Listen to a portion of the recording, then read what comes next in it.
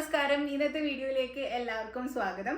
ഇന്ന് നമ്മൾ വന്നിരിക്കുന്നത് എന്താണ് 2012 കാനഡയും 2024 കാനഡയും തമ്മിലുള്ള ഒരു എന്താ പറയുക കമ്പാരിസൺ അല്ല, അത് ഭയങ്കര സീരിയസ് ആയിട്ടുള്ള ഒരു കമ്പാരിസൺ ഒന്നും അല്ല. എന്താ പറയുക, പൊളിറ്റിക്കലി ഉള്ളൊരു കമ്പാരിസൺ ഒന്നും അല്ല. ഇവിടെ നമ്മൾ എക്സ്പീരിയൻസ് ചെയ്തിട്ടുള്ള കാര്യം, അതായത് മാറ്റങ്ങളോ ഇവിടുത്തെ മാറ്റങ്ങളോ 2012 ഞാൻ പറയാൻ കാരണം ഏട്ടൻ ആദ്യമായിട്ട് കാനഡയിൽ വന്നത് 2012 സ്റ്റുഡൻ്റ് ആയിട്ടാണ് വന്നത്. അപ്പം എന്നെക്കാട്ടിലും എക്സ്പീരിയൻസ് ഉണ്ട് കാനഡയിൽ, അതുകൊണ്ടാണ് ഞാൻ ഇവിടെ പിടിച്ചിരുത്തിയേക്കുന്നത്. കാര്യങ്ങളൊക്കെ എക്സ്പീരിയൻസ് 2012 ആദ്യമായിട്ട് വന്നപ്പോൾ ഉള്ള അനുഭവങ്ങളൊക്കെ ഒന്ന് കമ്പയർ ചെയ്തിട്ട് നോക്കാം. ഇപ്പം നമ്മൾ കാനഡയിൽ വരുമ്പോൾ നമുക്ക് ഒരുപാട് എന്താ പറയുക പ്രതീക്ഷകളിനെക്കാട്ടിലും നമ്മൾ കാനഡയിൽ വരുന്നതിന് മുന്നേ നമ്മളിങ്ങനെ ഒരു പിക്ചർ ഉണ്ടാക്കുമല്ലോ കാനഡയെ പറ്റിയിട്ട്.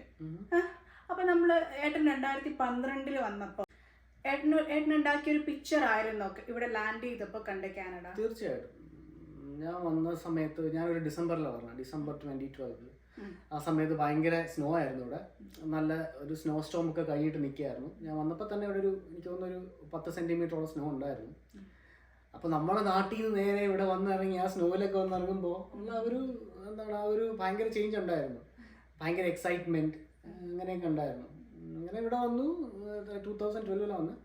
ആ സമയത്ത് ഈ പറയുന്ന പോലെ അധികം മലയാളികളാരുമില്ല. ഞാനിപ്പോൾ എൻ്റെ കോളേജ് അങ്ങനെ അഡ്മിഷനൊക്കെ ആയിട്ട് എനിക്ക് ഫസ്റ്റ് അന്ന സമയത്തൊക്കെ എന്ന് പറഞ്ഞാൽ കോളേജുകാർ തന്നെ ഒരു വീക്കൊക്കെ അക്കോമഡേഷൻ തരുമായിരുന്നു. ഇന്നത്തെ പോലെ അല്ല. അന്ന് നമുക്ക് സ്റ്റുഡൻസ് കുറവാണ്. അപ്പോൾ കോളേജുകാർ തന്നെ ഒരു 1 വീക്ക് അക്കോമഡേഷൻ തരുമായിരുന്നു. അപ്പം കോളേജുകാർ തന്നെ പിക്കും ചെയ്യായിരുന്നു. അങ്ങനെ അക്കോമഡേഷൻ ഒന്നും നമ്മൾ തന്നെ അക്കോമഡേഷൻ എല്ലാം നമ്മൾ കണ്ടുപിടിക്കണം. ഞാൻ വരുന്നതിന് മുന്നേ ഒക്കെ കഴിഞ്ഞാൽ 1 മന്ത് അക്കോമഡേഷൻ കൊടുക്കുമായിരുന്നു. ആ സമയം കൊണ്ട് നമ്മൾ അക്കോമഡേഷൻ കണ്ടുപിടിച്ചാൽ മതിയാവും. അങ്ങനെയായിരുന്നു. അപ്പോൾ ഈവൻ കോളേജുകാർ തന്നെ നമുക്ക് നമ്മുടെ പിക്കപ്പും എല്ലാം ചെയ്യുമായിരുന്നു. നമ്മളപ്പോൾ എയർപോർട്ടിൽ നിന്ന് പിക്കപ്പ് ചെയ്തിട്ട് നമ്മളെ ഇപ്പം ഹോട്ടൽ അക്കോമഡേഷൻ ആണെന്നുണ്ടെങ്കിൽ ഹോട്ടലിൽ കൊണ്ട് ഡ്രോപ്പ് ചെയ്യും. അപ്പോൾ ഈ പറഞ്ഞ പോലെ അന്ന് വന്ന സമയത്ത് ഇതേപോലെ ഒരു മഞ്ഞുകാലമായിരുന്നു. അങ്ങനത്തെ ഒരു വിൻ്റർ സമയത്താണ് വന്നത്. ഭയങ്കര ഒരു എക്സൈറ്റ്മെൻ്റ് ആയിരുന്നു. ആദ്യം വന്ന സമയത്ത് ഭയങ്കര തണുപ്പായിരുന്നു. വെളിയിലൊക്കെ ജാക്കറ്റ് ഒന്നും ഇടാണ്ട്, എനിക്കിപ്പോൾ പറഞ്ഞിട്ട് ജാക്കറ്റ് ഒന്നും ഇടാണ്ട് പോകുമ്പോഴത്തേക്ക് അവിടുത്തെ റിസപ്ഷനിലൊക്കെ ഉള്ള ഒരാൾ പറഞ്ഞു ഭയങ്കര തണുപ്പാണ്, ജാക്കറ്റൊക്കെ ഇടണം. ജാക്കറ്റ് ഇട്ടോണ്ടേ ജസ്റ്റ് ഞങ്ങൾ വെളിയിൽ ഇറങ്ങിയതേ ഉള്ളൂ, വേറെ ഒരിടത്തും പോയതല്ല. ജസ്റ്റ് ഹോട്ടലിൻ്റെ ഫ്രണ്ട് ഡെസ്കിൽ നിന്ന് വെളിയിലോട്ട് ഇറങ്ങിയപ്പോഴത്തേക്ക് അവർ പറഞ്ഞായിരുന്നു ഇങ്ങനെ ജാക്കറ്റൊക്കെ ഇട്ടിട്ട് വെളിയിൽ നിൽക്കാവുള്ളൂ, ഭയങ്കര തണുപ്പാണ്. ഈവൻ കുറച്ച് നേരം നിന്ന് കഴിഞ്ഞാൽ ഫ്രോസ്റ്റ് ബൈറ്റ് ഒക്കെ ഉണ്ടാകും. ആ ഫ്രോസ്റ്റ് ബൈറ്റ് കുറേ നേരം നമ്മൾ തണുപ്പുമായിട്ട് എക്സ്പോസ് ആയിട്ട് കഴിഞ്ഞാൽ ഈ ഫ്രോസ്റ്റ് ബൈറ്റ് വന്നിട്ട് നമ്മൾ അറിയ പോലും ഇല്ല, നമ്മുടെ അറിയൊക്കെ ചെയ്യും. പക്ഷെ അത്രക്കുള്ള തണുപ്പൊന്നും ഇല്ലായിരുന്നു. ഞാൻ പറഞ്ഞേ അത്രക്കുള്ള അതൊക്കെ ഒരു -30, 20, 25, 30. ആ സമയത്ത് അത്ര തണുപ്പില്ലായിരുന്നു. അല്ല, ആ സമയത്ത് എനിക്ക് തോന്നുന്നു -10 ഒക്കെ ഉണ്ടായിരുന്നു. അല്ല, മാക്സിമം ഞാൻ ടൊറന്റോയിൽ 2012 വന്ന -35 വരെ പോയിട്ടുണ്ട്. പിന്നെ -55 വരെ -45 വിത്ത് വിൻഷിൽ 50 അങ്ങനെ എന്തോ മാനിറ്റോബയിലുണ്ടായിരുന്ന സമയത്ത് പോയിട്ടുണ്ട്. തണുപ്പുണ്ടായിരുന്നു, ഇഷ്ടം നല്ല തണുപ്പുണ്ടായിരുന്നു. അതേപോലെ ഇപ്പോഴത്തെ പോലെ തണുപ്പില്ല. ഈ കഴിഞ്ഞ 2-3 വർഷം മൈൽഡ് വിൻ്റർ ആയിരുന്നു. അമ്മാതിരിയുള്ള വിൻ്ററൊന്നും ആയിരുന്നില്ല. ആ സമയത്ത് സ്നോ സ്റ്റോമൊക്കെ തന്നെ ഒരു സീസണിൽ തന്നെ ഞാൻ വന്ന ആ സീസണിൽ തന്നെ എനിക്ക് തോന്നുന്നു 2-3 സ്നോ സ്റ്റോം ഉണ്ടായിട്ട് കോളേജ് അത്ര വിൻ്ററായിട്ട് കോളേജ് അടച്ചിട്ടുണ്ട്. അപ്പൊ അതാണ് ഒരു വലിയൊരു മേജർ വെതറിന്റെ മാറ്റം എന്ന് പറയാനുള്ള. ആ സമയത്തുള്ള ഗ്ലോബൽ വാർമിങ്ങിന്റെ കാര്യം ആ സമയത്ത് ഈ കഴിഞ്ഞ 3 വിൻ്ററും മൈൽഡ് ആയിരുന്നു ഇവിടെ ടൊറന്റോയിൽ. പക്ഷെ നമ്മൾ BC ഉണ്ടായിരുന്ന സമയത്ത് ഇവിടെ വിൻ്റർ ഉണ്ടായിരുന്നു. മാനിറ്റോബയിൽ എനിക്ക് തോന്നുന്നു കുറച്ചും കൂടെ വിൻ്റർ കുറച്ചും കൂടെ ഹാർഡാണ്, കുറച്ചും കൂടെ എക്സ്ട്രീം വെതറാണ്. ഓക്കെ, അപ്പൊ പ്രതീക്ഷിച്ച കാനഡ തന്നെയായിരുന്നു 2012 ഉണ്ടായിരുന്നത്. അപ്പൊ അവിടുന്ന് 2024 വരുമ്പം കാനഡയിലെ ആ പ്രതീക്ഷയ്ക്ക് എന്തെങ്കിലും മാറ്റം സംഭവിച്ചിട്ടുണ്ടോ? പ്രതീക്ഷയ്ക്ക് മാറ്റം സംഭവിച്ചിട്ടുണ്ടോ എന്ന് പറഞ്ഞു കഴിഞ്ഞാൽ എങ്ങനെയാണ് ഉദ്ദേശിച്ചത്? എന്ത് കാര്യത്തിൽ? ഇപ്പം അന്ന് കാനഡ കണ്ടപ്പോൾ ഓക്കെ, ഞാൻ വിചാരിച്ച കാനഡ തന്നെയാണിത് എന്ന് വിചാരിച്ചു. അപ്പൊ ഇന്നുള്ള മാറ്റം, വലിയ മാറ്റം എന്ന് പറഞ്ഞു കഴിഞ്ഞാൽ പോപ്പുലേഷൻ ഭയങ്കര പോപ്പുലേഷൻ ആയി. കാരണം അവർ ഇമിഗ്രേഷൻ ഈ കഴിഞ്ഞ 2023 തൊട്ട് 24 തന്നെ 2023 ജാൻ തൊട്ട് 2024 ജാനിൽ തന്നെ 1.2 മില്യൺ ആൾക്കാർ ഇമിഗ്രേറ്റ് ചെയ്ത് വന്നു. ഇമിഗ്രേഷൻ മാത്രമല്ല, ഈവൻ സ്റ്റുഡൻറ്റ് വിസ അങ്ങനെ എല്ലാം കൂടെ ആയിട്ട് വന്നിട്ടുണ്ട്. അപ്പം അത്രയും കോവിഡിന് ശേഷം ഭയങ്കരമായിട്ട് ഇമിഗ്രേഷൻ കൂടിയിട്ടുണ്ട്. എത്രയോ വർഷം, എനിക്ക് 1950s എന്താണ് ഇത്രയും പോപ്പുലേഷൻ ഗ്രോത്ത് ഇതിന് മുന്നേ ഉണ്ടായിട്ടുള്ളത്. അതിനുശേഷം ഈ കഴിഞ്ഞ വർഷവും അതിന് മുന്നിലത്തെ വർഷമാണ് ഏറ്റവും കൂടുതൽ പോപ്പുലേഷൻ ഉണ്ടായത്. അപ്പോൾ പോപ്പുലേഷൻ തന്നെയാണ് ഏറ്റവും വലിയൊരു. പണ്ടൊക്കെ നമുക്ക് ഇപ്പൊക്കെ ട്രാഫിക് ഒന്നും ഇത്രയൊന്നും ഇല്ല, ആൾക്കാർ കുറവാണ്. ഈവൻ നമ്മൾ ഈ മോളിലൊക്കെ പോയി കഴിഞ്ഞാൽ ഒരു മലയാളിയെ കണ്ടു കഴിഞ്ഞാൽ അതായിരുന്നു, ഈ മോളിലൊക്കെ പോയി കണ്ട് മലയാളികളെ കണ്ടു കഴിഞ്ഞാൽ ഭയങ്കര എക്സൈറ്റ്മെന്റ് ആയിട്ട് നമ്മൾ അങ്ങോട്ട് പോയി സംസാരിക്കുമായിരുന്നു. അപ്പോൾ ഇഷ്ടംപോലെ ആൾക്കാർ വന്നിട്ടുണ്ട്. പിന്നെ അതിനനുസരിച്ച് എല്ലാത്തിലും ഒരു മാറ്റമുണ്ട്. ജോലി ഇപ്പം പഴയ പോലെ അന്നുണ്ടായിരുന്ന പോലെ ഇപ്പോൾ സ്റ്റുഡൻസിനൊക്കെ ഭയങ്കര ഡിഫിക്കൽട്ടാണ് ഇപ്പോൾ കേൾക്കുന്നത്, ന്യൂസ് വരുന്നത്. സ്റ്റുഡൻസിനൊക്കെ ഭയങ്കര ഹാർഡായിട്ടാണ് അവർക്ക് ജോബ് ഹണ്ട് ചെയ്തിട്ട് ഒന്നും ജോലിയൊന്നും കിട്ടുന്നില്ല. ഇപ്പോൾ 5-6 മാസമൊക്കെയാണ് ഓരോ ആൾക്കാർ വന്ന് വെയിറ്റ് ചെയ്യുന്നത് ജോലി കിട്ടാൻ വേണ്ടിയിട്ട്, ഈവൻ സർവൈവൽ ജോബ്സ്. ഓക്കെ, അന്ന് വന്ന പാടെ 2012 അപ്പം റെന്റ് അങ്ങനത്തെ കാര്യങ്ങൾക്കൊക്കെ ഈസി ആയിരുന്നു കിട്ടാൻ വേണ്ടിയിട്ടോ? ഭയങ്കര ഈസി ആയിരുന്നു. കാരണം ഇഷ്ടം പോലെ ഓപ്ഷൻസ് ഉണ്ടായിരുന്നു. നമുക്ക് സിംഗിളായിട്ട് വേണമെന്നുണ്ടെങ്കിൽ അങ്ങനെ, എന്താണ് ഫ്രണ്ട്സുമായിട്ട് മൂവ് ചെയ്യണമെന്നുണ്ടെങ്കിൽ അങ്ങനെ ഇഷ്ടംപോലെ ഓപ്ഷൻസ് ഉണ്ടായിരുന്നു. കാരണം അന്ന് അധികം ആൾക്കാരില്ലായിരുന്നു, റെൻ്റൊക്കെ ഭയങ്കര അഫോർഡബിൾ ആയിരുന്നു. എനിക്ക് തോന്നുന്നു ഞാൻ അന്ന് താമസിച്ചത് $300 പെർ മന്താണ്. എനിക്കൊരു സിംഗിൾ ബെഡ്റൂം, ഞാൻ വേറെ സിംഗിൾ ബെഡ്റൂം, എനിക്ക് അറ്റാച്ച്ഡ് വാഷ്റൂം എല്ലാം കൂടെ ഉള്ള ഒരു വീട്ടിൽ ഞാൻ 350 എവറിത്തിങ് ഇൻക്ലൂഡഡ്, യൂട്ടിലിറ്റീസ് എല്ലാം കൂടെ ഇൻക്ലൂഡഡ്, അത്രയും ഞാൻ കൊടുത്തോണ്ടിരുന്നത്. ഇപ്പൊ അന്ന് ഞാൻ താമസിക്കുന്നത് അതേ ഒരു സെറ്റപ്പിൽ ഇന്ന് താമസിക്കാനായിട്ട് ഒരു മിനിമം ഒരു $1,000 വേണം. 2 ഇരട്ടി അല്ല 3 ഇരട്ടി കൂടിയിട്ടുണ്ട്. പിന്നെ നമ്മളിപ്പം പുതിയൊരു നാട്ടിൽ വരുന്ന സമയത്ത് നമുക്ക് ഇവിടുത്തെ എന്താ പറയാ, ഇവിടുത്തെ ആചാരങ്ങൾ ഇവിടുത്തെ സംഭവങ്ങൾ അറിയാണ്ട് എന്തെങ്കിലും അബദ്ധങ്ങളൊക്കെ ഇഷ്ടം പോലെ പറ്റില്ല. അബദ്ധങ്ങളൊക്കെ ഇഷ്ടം പോലെ എന്ന് പറഞ്ഞു കഴിഞ്ഞാൽ, ആദ്യം വന്ന സമയത്ത് അന്ന് ഗൂഗിൾ മാപ്പ് ഒന്നും ഇല്ല. ഗൂഗിൾ മാപ്പ് ഉണ്ട്, പക്ഷെ നമ്മൾ ആരും ഗൂഗിൾ മാപ്പുമായിട്ട് അത്ര നമുക്ക് പരിചയമായിട്ടില്ല. അപ്പോൾ അന്ന് നമ്മൾ ഈ ആൾക്കാരൊക്കെ ചോദിച്ചിട്ട് അങ്ങോട്ടും ഇങ്ങോട്ടും വഴി ചോദിച്ചിട്ടൊക്കെയാണ് പോണം. അന്നും അതേപോലെ ഇന്റർനെറ്റ് ഇല്ല. ഫോണിൽ അന്ന് ഞാൻ വന്ന സമയത്ത് ഇവിടെ പബ്ലിക് മൊബൈൽ എന്ന് പറഞ്ഞാൽ എല്ലാവർക്കും അറിയാമെന്ന് അറിയില്ല, ഇപ്പോഴൊന്നും ഇല്ല. അത് പബ്ലിക് ഫോൺ എന്ന് പറഞ്ഞു കഴിഞ്ഞാൽ ഇന്ത്യയിലൊക്കെ ഫ്രീ ആണ്. ജസ്റ്റ് ഒരു നമ്മുടെ നാട്ടിലെ പണ്ട് റിലയൻസിന്റെ ഫോൺ ഉണ്ടായിരുന്നില്ല, അതുപോലത്തെ ഒരു ഫോൺ, ഒരു സെറ്റപ്പാണ്. അപ്പോൾ അങ്ങനത്തെ ഒരു ഫോണായിരുന്നു. എനിക്ക് തോന്നുന്നു അന്നൊരു $40 എന്തോ കൊടുത്തു കഴിഞ്ഞാൽ അൺലിമിറ്റഡ് കോൾസ് ഈവൻ ടു ഇന്ത്യയിലോട്ടും അൺലിമിറ്റഡ് കോൾസ് ആയിരുന്നു. അപ്പോൾ അതിൽ ഇന്റർനെറ്റും അങ്ങനെയൊന്നുമില്ല, ജസ്റ്റ് നമ്മുടെ താഴെ പണ്ടത്തെ ഈ റിലയൻസ് ഫോണില്ലേ അതുപോലത്തെ ഒരു ഫോണാണ്. അപ്പോൾ അതായിരുന്നു നമ്മുടെ ആദ്യം ഉണ്ടായിരുന്ന ഫോൺ. അപ്പോൾ അതൊക്കെ വെച്ചിട്ട് വഴിയൊന്നും നോക്കാൻ പറ്റില്ല. അപ്പോൾ വഴി നമുക്കൊന്നും അറിയില്ല, ആൾക്കാരോട് ചോദിച്ചിട്ടാണ് പോകണം. അപ്പം ഈ 1 കിലോമീറ്റർ 2 കിലോമീറ്ററുള്ള ഡിസ്റ്റൻസിന് നമുക്ക് ബസ് നമ്പറും ബസ്സിൻ്റെ ഇതൊന്നും അറിയാണ്ട് നമ്മളിങ്ങനെ കറങ്ങിയൊക്കെ വന്നിട്ടുണ്ട്. അതായത് സബ്വേ എടുത്ത് ഡൗൺ ടൗണിലൊക്കെ പോയിട്ട് വേറെ സബ്വേ എടുത്ത് ലൈൻ 1, ഇപ്പം നമുക്കറിയാം വേറെ ലൈൻ 1 ലൈൻ 2 ഒക്കെ എടുത്തിട്ട് വേറെ സ്ഥലത്തൊക്കെ പോയി അങ്ങനെ വഴിയൊക്കെ ഇഷ്ടംപോലെ തെറ്റിയിട്ടുണ്ട്. അല്ല, ഞാൻ ഉദ്ദേശിച്ചത് ഇപ്പം ഇവിടെ എന്ന് വെച്ച് കഴിഞ്ഞാൽ ഇപ്പം നമ്മൾ ഒരു സ്ഥലത്ത് പോയി കഴിഞ്ഞാൽ ഇപ്പം നമ്മളിപ്പോൾ ഒരു ഡോറ് തുറക്കുന്ന സമയത്ത് അപ്പുറത്തുനിന്ന് ഒരാൾ വരുന്നുണ്ടെങ്കിൽ നമ്മളിപ്പം ഡോർ ഇങ്ങനെ ഹോൾഡ് ചെയ്യുക, എന്നിട്ട് അവരടുത്ത് ഇപ്പം പിടിച്ച് ഇപ്പം നമ്മൾ അപ്പുറത്തുനിന്ന് ഓപ്പോസിറ്റ് നിന്ന് വരുവാണെങ്കിൽ നമുക്ക് പിടിച്ചു തന്ന ആളടുത്ത് താങ്ക്സ് പറയാം. ഇതൊന്നും നമ്മുടെ നാട്ടിലെ ഇല്ലാത്ത സംഭവങ്ങളാണല്ലോ. അപ്പൊ അങ്ങനത്തെ ഞാൻ ഇവിടെ വന്നപ്പോൾ ആദ്യം വന്നപ്പോൾ ഒരു കുട്ടിയെ പരിചയപ്പെട്ടായിരുന്നു, ഡാനിയൽ എന്ന പേര്, എൻ്റെ ഒരു ഫ്രണ്ട്. ഇപ്പം ഞങ്ങൾ ഒരു സെയിം കോളേജിലായിരുന്നു. അപ്പോൾ അവൻ്റെ അങ്കിൾ ഇവിടെ US ലുണ്ട്. അപ്പോൾ പുള്ളിക്കാരൻ ഇവൻ വന്നതുകൊണ്ട് അവിടെ ഷിക്കാഗോയിലായിരുന്നു, ഷിക്കാഗോയിൽ നിന്ന് ഇങ്ങോട്ട് വന്നിട്ടുണ്ടായിരുന്നു.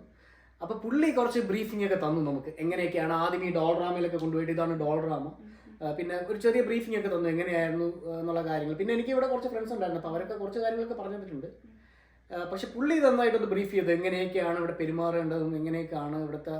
പിന്നെ ഒരു കൾച്ചറൽ ഡിഫറൻസ് അന്ന് പഠിക്കാൻ വന്നപ്പോൾ ഞങ്ങൾക്കൊരു ക്ലാസ് എന്ന് പറഞ്ഞു കഴിഞ്ഞാൽ കനേഡിയൻ കൾച്ചർ, അത് ഇപ്പോഴും ഉണ്ടോയെന്ന് എനിക്കറിയില്ല. ഞങ്ങൾക്ക് ഫസ്റ്റ് വന്നപ്പോഴത്തേക്കും കനേഡിയൻ കൾച്ചറിൻ്റെ ഒരു ക്ലാസ് തന്നെ ഉണ്ടായിരുന്നു. അതായത് എക്സാം ഒക്കെ ഉണ്ട്, കനേഡിയയിലെ കംപ്ലീറ്റ് ഹിസ്റ്ററിയും കാര്യങ്ങളും എല്ലാം പറഞ്ഞിട്ട് അതിൻ്റെ ഒരു എക്സാമും കാര്യങ്ങളൊക്കെ ഉണ്ട്. ഇപ്പോൾ ഉണ്ടാകുന്ന എനിക്കറിയില്ല. അപ്പോൾ അതിൽ തന്നെ അവരാദ്യമേ നമുക്കൊരു നല്ലൊരു ക്ലാസ് തരും, എങ്ങനെയാണ് നിങ്ങൾക്ക് ഉണ്ടാകുന്ന ഒരു കൾച്ചറൽ ഷോക്ക്, നിങ്ങൾ വേറൊരു കൾച്ചറിൽ നിന്ന് വരുമ്പോഴത്തേക്ക് ഇവിടെ എന്തൊക്കെയാണ് നിങ്ങൾക്ക് കാണാൻ പറ്റുന്നത്, എന്തൊക്കെയാണ് നിങ്ങൾക്ക് ഇവിടെ പുതിയതായിട്ട് കാണാൻ പറ്റുന്നത്. അപ്പോൾ അങ്ങനത്തെ ഒരു ബ്രീഫിംഗ് ഉണ്ടായിരുന്നു. പിന്നെ അങ്ങനത്തെ ഒരു ക്ലാസ് ഉണ്ടായിരുന്നു, അതൊക്കെ ഭയങ്കര ഒരു അഡ്വാൻറ്റേജ് ആയിരുന്നു. അപ്പോൾ അതിൽ തന്നെ കുറേ കാര്യങ്ങൾ മനസ്സിലായിട്ടുണ്ട്. അന്നത്തെ ലൈഫ് സ്റ്റൈലും ഇന്നത്തെ ലൈഫ് സ്റ്റൈലും വെച്ച് പറയാന്ന് വെച്ച് കഴിഞ്ഞാൽ ഈ കാനഡയിലുള്ള ലൈഫ് സ്റ്റൈലില്ലേ മൊത്തത്തിലുള്ള അത് കമ്പയർ ചെയ്യുവാണെങ്കിൽ എങ്ങനെ കമ്പയർ ചെയ്യാൻ പറ്റും?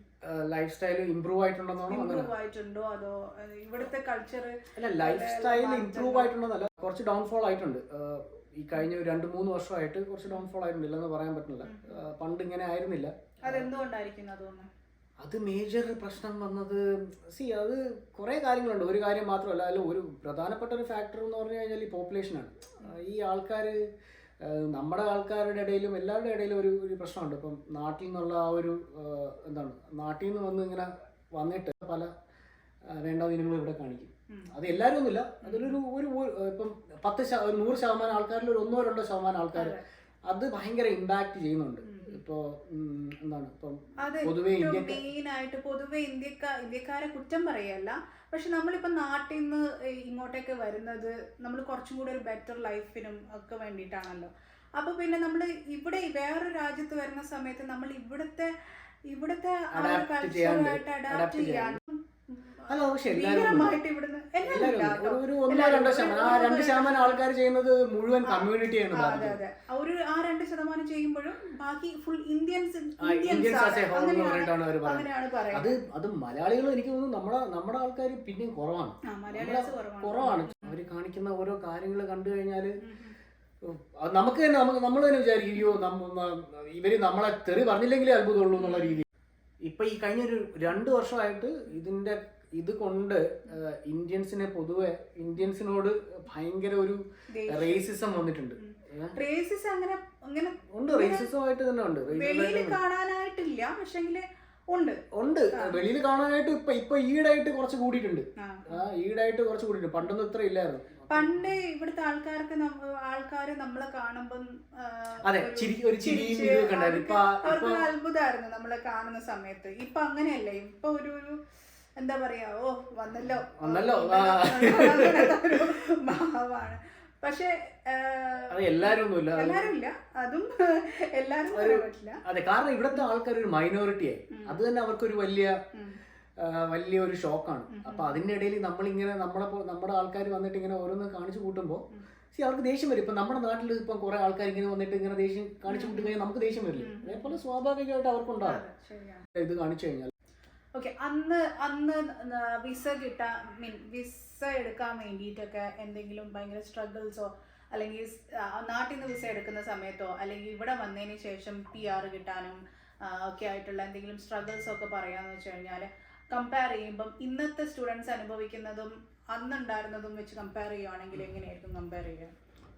അന്ന് കമ്പാരിറ്റീവ്ലി ഭയങ്കര ഈസി എന്ന് പറയാൻ പറ്റില്ല, പക്ഷെ ഇത്രയും സ്ട്രിക്റ്റ് ഒന്നും അല്ലായിരുന്നു ഇമിഗ്രേഷൻ റൂൾസ് ഒന്നും. ഇന്നത്തെ കാര്യം എന്ന് പറഞ്ഞു കഴിഞ്ഞാൽ ഇന്ന് PR ഒക്കെ കിട്ടുക എന്ന് പറഞ്ഞാൽ ഭയങ്കര പാടാണ്. പറയാൻ വേണമെങ്കിൽ ഇമ്പോസിബിൾ എന്ന് വേണമെങ്കിൽ പറയാം. ഇനി വരാൻ പോകുന്ന പിള്ളേർക്ക് ഭയങ്കര ഇമ്പോസിബിൾ ആണ്. അല്ലെങ്കിൽ ഹെൽത്ത് കെയറിലോ പിന്നെ കൺസ്ട്രക്ഷനിലോ അങ്ങനത്തെ എന്തെങ്കിലും ഫീൽഡിൽ വർക്ക് ചെയ്ത് എക്സ്പീരിയൻസ് ഉള്ളവർ അല്ലാണ്ട് വരുന്നവർക്കൊക്കെ ഭയങ്കര ബുദ്ധിമുട്ടായിരിക്കും.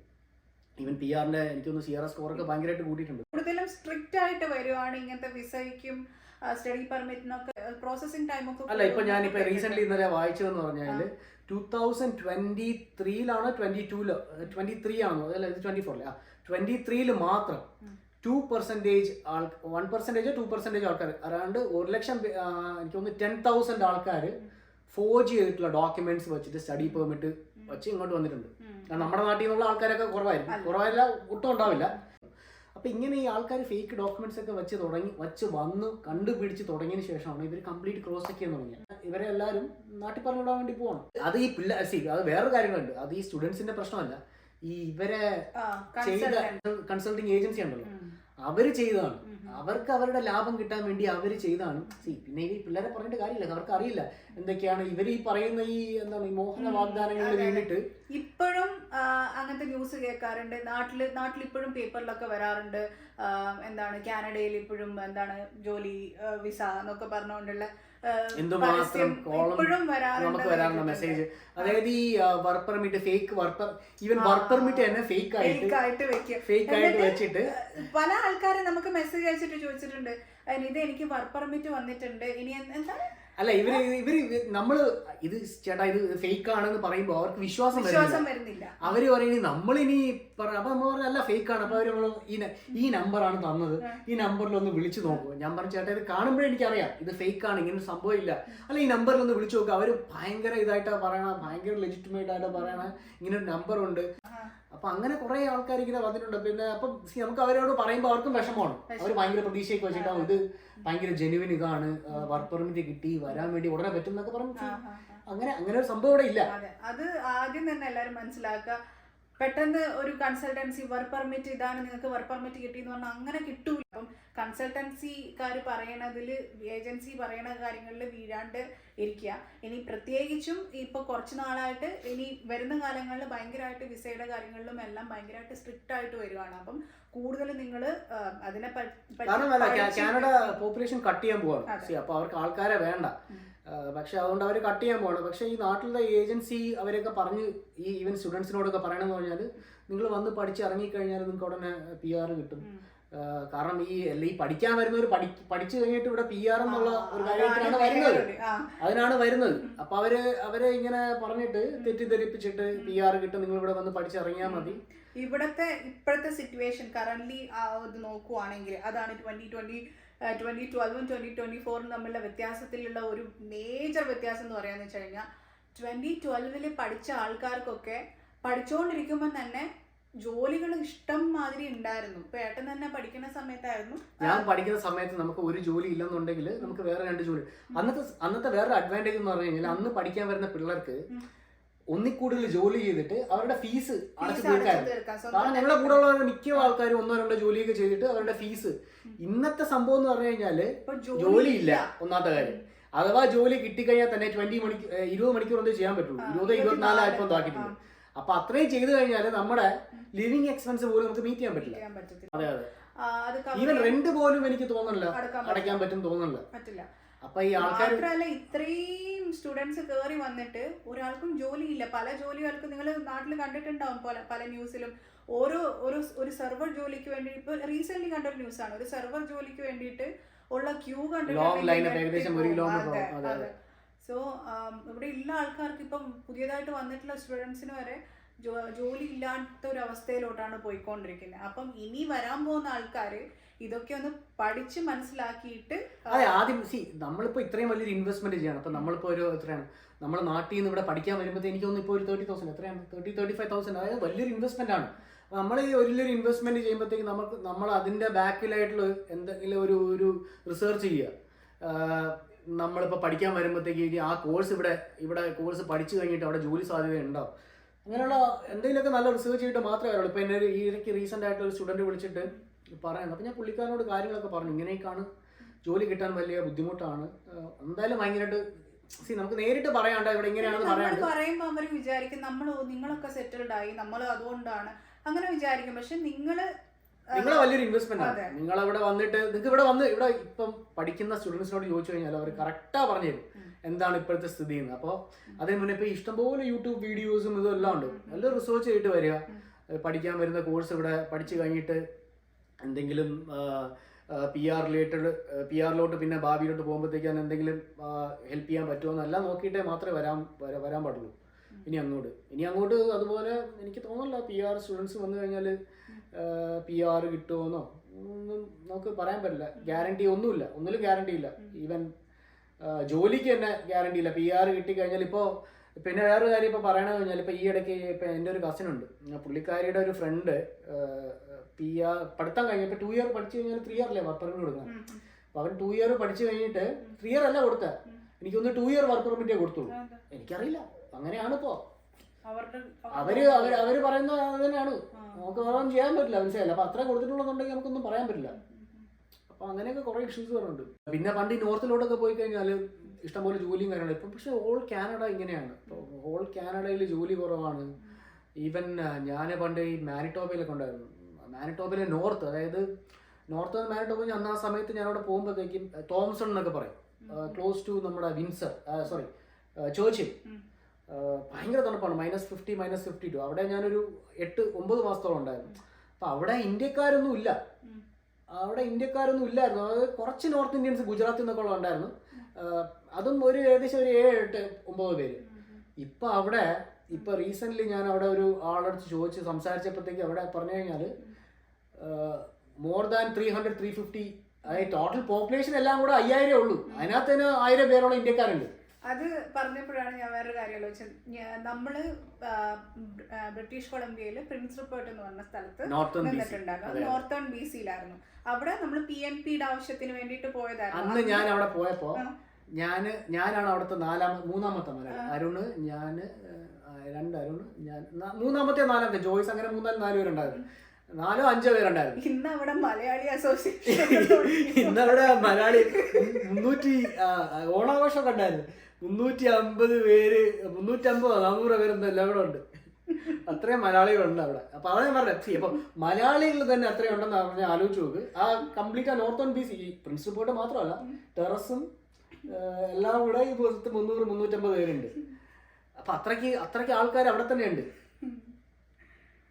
അപ്പൊ അതാ പറഞ്ഞ പോപ്പുലേഷൻ കുറച്ച് അവര് ഇനി അതുകൊണ്ട് അടുത്ത വർഷം മുതൽ ഇപ്പോഴേ അവർ സ്റ്റാർട്ട് ചെയ്യുന്നുണ്ട്, കൺട്രോൾ ചെയ്യുന്നുണ്ട്. ഈ ഇപ്പോഴത്തെ തന്നെ വർക്ക് പെർമിറ്റ് എക്സ്പയർ ആയിട്ട് കുറേ ആൾക്കാരുണ്ട്. വർക്ക് പെർമിറ്റ് എക്സ്പയർ ആയിട്ട് അവരെല്ലാം ഡീപ്പോർട്ടേഷന് വേണ്ടിയിട്ട് നിൽക്കുകയാണ്. അവർക്ക് വല്ല വേറെ ഒന്നും ചെയ്യാൻ പറ്റില്ല. ഇവിടെ തന്നെ നമ്മളിപ്പോൾ റീസെൻ്റ്ലി ഇവിടെ പഠിക്കുന്ന ആളെ കഴിഞ്ഞ ദിവസം കണ്ടിട്ടുണ്ടായിരുന്നു.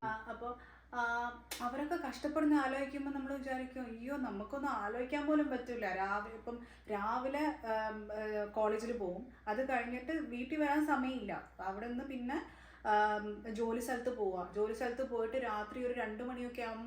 2 മണിക്ക് എന്താണ് തിരിച്ചു വരുന്നത്. അവർക്കാണെങ്കിൽ കാറോ ഒന്നുമില്ല, ബസ് പഠിക്കണം. ഇപ്പം ഇവിടുന്ന് ഒരു കാറിലൊരു ഇവിടുന്ന് ഒരു കാറിലൊരു 10 മിനിറ്റ് പോകേണ്ട സ്ഥലത്ത് ബസ്സിലാണെങ്കിൽ ചിലപ്പോൾ ഒരു 40 മിനിറ്റ്സ് ഒക്കെ എടുക്കും എത്താനായിട്ട്.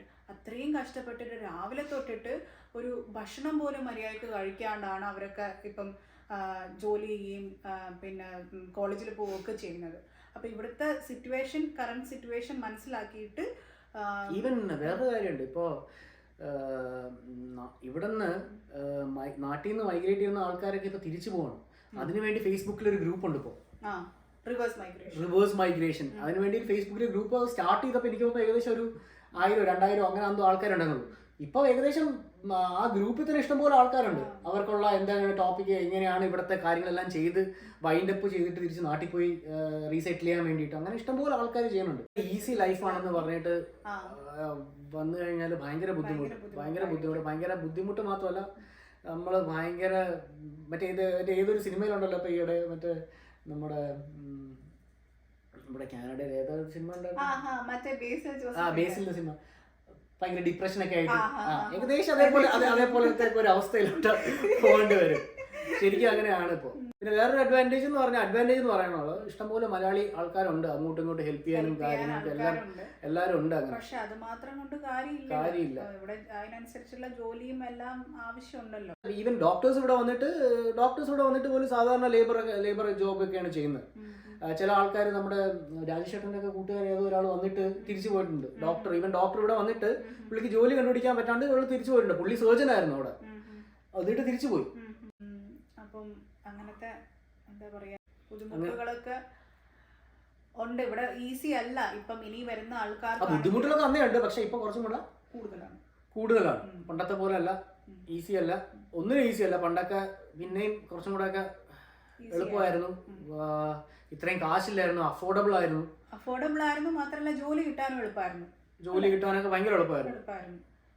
എനിക്ക് തോന്നുന്നു 2019 ഈ കോവിഡിന് ശേഷമാണ് ഇത്ര മോശമായത്. അതിന് മുന്നേ ഇത്ര മോശമില്ലായിരുന്നു.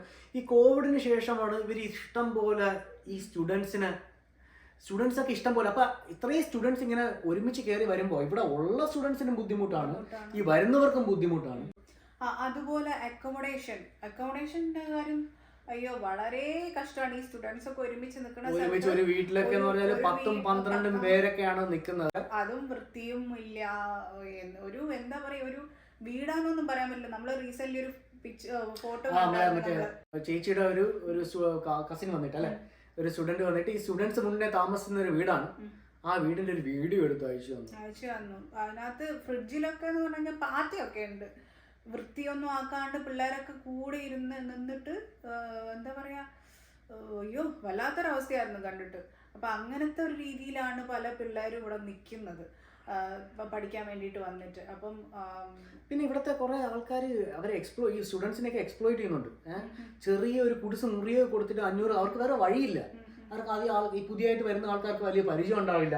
അപ്പൊ അവര് പറയുന്നത് തന്നെയാണ്. ഇപ്പൊ ഞാൻ പറയുന്നത് ഇനിയിപ്പോ ഈ $500 എന്ന് പറയുമ്പോൾ അങ്ങനെ ഇഷ്ടംപോലെ ആൾക്കാർ മുതലെടുക്കുന്നുണ്ട്. ഇന്ത്യക്കാർ തന്നെയാണ് ഇന്ത്യക്കാരെ മുതലെടുക്കുന്നത്. ഒന്നാമത്തെ കാര്യം, ഈ സ്റ്റുഡൻസിനെയൊക്കെ മുതലെടുക്കുന്ന ഇന്ത്യക്കാർ തന്നെയാണ്. ഇഷ്ടംപോലെ ആൾക്കാർ മുതലെടുക്കുന്നുണ്ട്. ഇപ്പൊ ഈ പഠിക്കാൻ പോകുന്ന ഈ ജോലി സ്ഥലത്ത് എത്ര പേരാണെന്ന് അറിയാമോ ജോലി ചെയ്തിട്ട് കാശ് കൊടുക്കാണ്ട്. അതായത് അവര് ഈ വന്നിട്ട് ഈ ഒന്നാതെ അവര് ആഹാരവും ഇല്ലാത്ത കുറഞ്ഞ ഒഴിവ് സമയത്ത് ജോലി ചെയ്തിട്ട് അതിന്റെ ശമ്പളം പോലും കറക്റ്റ് കൊടുക്കാണ്ട് ഇഷ്ടം പോലെ പറ്റിക്കുന്ന ആൾക്കാർ. പിള്ളേരുടെ കാര്യം ഭയങ്കര കഷ്ടമാണ്. അന്നത്തെ പോലെ അല്ല. നാട്ടിൽ നിന്ന് വരുന്ന ഈ ആൾക്കാരെ, ഈ സ്റ്റുഡൻസിനെയൊക്കെ, നമ്മുടെ പിള്ളേരെ ഈ ഏജൻസീസ് ഫേക്ക് പ്രോമിസസ് കൊടുത്തിട്ടാണ് ഇവിടെ കൊണ്ടുവരുന്നത്. അതാണ് ഏറ്റവും വലിയൊരു പ്രശ്നം. അപ്പൊ അതിൽ ഈ പിള്ളേര്, അമ്മമാരും അച്ഛന്മാരും ഒക്കെ വീണു. പിള്ളേരും അവരുടെ ഡ്രീം ഒരു കനേഡിയൻ ഡ്രീം എന്ന് പറഞ്ഞിട്ട് അവരതിൽ വീണിട്ട് അവരിവിടെ വരുന്ന അനുഭവിക്കുന്ന കാര്യങ്ങൾ പിന്നെ ആലോചിക്കുമ്പോഴാണ് അവർക്ക് കഷ്ടം തോന്നുന്നത്. പണ്ട് തന്നെ ഞാൻ കല്യാണം കഴിഞ്ഞിട്ട് ഇവിടെ വന്ന സമയത്ത് ഞാൻ മുന്നേ വീഡിയോ ഇട്ടിട്ടുണ്ടായിരുന്നു. അത് ഞാൻ ഡിലീറ്റ് ചെയ്തു പോയി. പക്ഷെ അതിനെ പറ്റിയിട്ടൊക്കെ ഡീറ്റെയിൽഡ് ആയിട്ട് ഞാൻ വിസ എടുത്തത് എങ്ങനെയാണെന്നൊക്കെയുള്ള ഡീറ്റെയിൽഡ് ആയിട്ട് വീഡിയോ ഇട്ടിട്ടുണ്ടായിരുന്നു. അപ്പോൾ ആ സമയത്ത് കൺസൾട്ടൻസി പറഞ്ഞിട്ട് അവർക്ക് പൈസയൊക്കെ കൊടുത്ത് നിന്റെ കാര്യം തന്നെയാണ് ഭയങ്കര എക്സാമ്പിൾ. തന്നെ അവർക്ക് പൈസ കൊടുത്തു. അവര് നമ്മൾ തന്ന ഡോക്യുമെന്റ് സബ്മിറ്റ് ചെയ്തു. അവര് ഒന്നും ചെയ്തിട്ടില്ല. എന്നിട്ട് എന്റെ വിസ റിജക്റ്റ് ആയി. എത്ര കാശ് പോയെന്നറിയോ? അതിന് ശേഷം ഞാൻ മടുത്തിട്ട് അവസാനം ഞാൻ തന്നെ എല്ലാം നോക്കി പഠിച്ച് ഞാൻ സ്വന്തം എൻ്റെ ആപ്ലിക്കേഷൻ കൊടുത്തപ്പോൾ അതെനിക്ക് കിട്ടി. അതിനുശേഷം പിന്നെ ഞങ്ങൾ ഈ ഏജൻസി ത്രൂ പോവാറേ. 2014 നമ്മൾ പഠിച്ചു. അല്ല 15 അന്ന് പഠിച്ചതാണ്. അതിനുശേഷം നമ്മൾ ഇതുവരെയും ഒരു കാര്യത്തിലും ഒരു ഏജന്റിന്റെ അടുത്ത് പോയിട്ടേ ഇല്ല. എല്ലാ ഏജൻസികളും ഇങ്ങനെയാണെന്നല്ല പറയണം. അതിനകത്ത് നല്ല ആൾക്കാരും ഉണ്ട്, മോശം ആൾക്കാരുണ്ട്. നമ്മൾക്ക് കിട്ടിയ എല്ലാം മോശം എക്സ്പീരിയൻസ് ആയിരുന്നു. അപ്പം അതുകൊണ്ട് എനിക്കറിയില്ല എല്ലാ ഏജൻസി എങ്ങനെയാണെന്ന് അറിയില്ല. പക്ഷേ ഏട്ടൻ സ്റ്റഡി പെർമിറ്റ് എടുത്ത സാന്റ മോണിക്ക വഴിയായിരുന്നു. അവരുമായിട്ട് ഒരു ബാഡ് എക്സ്പീരിയൻസ് ഒന്നും ഉണ്ടായിരുന്നില്ല. അന്ന് എന്റെ ഞാൻ വന്ന ബാച്ചിൽ ആ കൂടെ ഉണ്ടായിരുന്ന 50 പേരാണ്. 50-100 പേരാണ്. അതായത് കാനഡ, ഓസ്ട്രേലിയ, ജർമ്മനി ഇല്ലെന്ന് തോന്നുന്നു, കാനഡ, ഓസ്ട്രേലിയ, US, അങ്ങനെ എല്ലാം കൂടെ UK എല്ലാം കൂടെ 100 പേരൊന്നും ഉണ്ടായിരുന്നുള്ളൂ. ഇന്ന് അതാണ് ഈ കഴിഞ്ഞ വർഷം 2 വർഷം മുന്നേ 8000 പേരുടെ ഒരു വലിയൊരു ഇത് നടത്തിയില്ലേ. അതാണ് ഈ ഇപ്പൊ 8000 ആയത്. ഇപ്പൊ ആലോചിച്ചു, അന്നത്തെ അതിനകത്ത് നിന്ന് 1000 ഇരട്ടി ആൾക്കാരാണ് ഇപ്പം പുറത്ത് പഠിക്കാനായിട്ട് പോകുന്നത്. അപ്പൊ ഈ ഏജൻസി പറയണോ അവിടെ പോയി കഴിഞ്ഞാൽ ഇത്രയും ശമ്പളത്തിൽ ജോലി ചെയ്യാം, അങ്ങനെ ചെയ്യാം, അതിലൊന്നും വീഴരുത്. അത്രേ ഉള്ളൂ. അല്ല നിങ്ങൾ തന്നെ റിസർച്ച് ചെയ്യുക ഇതിനെ കുറിച്ചിട്ട്. ഇവിടെ വന്നു കഴിഞ്ഞാൽ ആൾക്കാരടുത്ത് ചോദിക്കുക. നമ്മളിവിടെ കാണുന്ന കാര്യങ്ങളാ പറയണേ. അത് എല്ലാവരടുത്തും, ഒരാളടുത്തൊന്നല്ല പലരിടത്തും ചോദിച്ചിട്ട് അഭിപ്രായം എടുത്തിട്ട് തീരുമാനിക്കാം നിങ്ങൾ തന്നെ. കാരണം നിങ്ങളൊരു കാനഡയിലോട്ട് വരിക എന്ന് പറയുമ്പോൾ വലിയൊരു സ്റ്റെപ്പാണ് എടുക്കാൻ പോകുന്നത്, നാട്ടിൽ നിന്ന് ഇങ്ങോട്ട് വരിക എന്ന് പറയുമ്പോൾ. ഇപ്പോഴും ഇപ്പം ഞാൻ ഇപ്പോൾ റീസെൻ്റ്ലി ഞാൻ ഒരു സ്റ്റുഡൻറ്റുമായിട്ട് സംസാരിച്ചപ്പോൾ പുള്ളിക്കാരൻ വിചാരിച്ചു വച്ചേക്കുന്നത് ലോൺ എടുത്ത് ഇവിടെ വന്നു കഴിഞ്ഞാൽ within 2 years he can repay it. എല്ലാം അടച്ചു തീർത്ത് 2 വർഷം കൊണ്ട് ആ ലോൺ തിരിച്ച് ക്ലോസ് ചെയ്തിട്ട് ജോലി കിട്ടും എന്നാണ്. ഒരിക്കലും ഇല്ല. അവിടെ പഠിക്കുന്ന സമയത്ത് തന്നെ നിങ്ങൾക്ക് ജോലി ചെയ്യാം, ജോലി ചെയ്തുകൊണ്ട് തന്നെ അടയ്ക്കാം.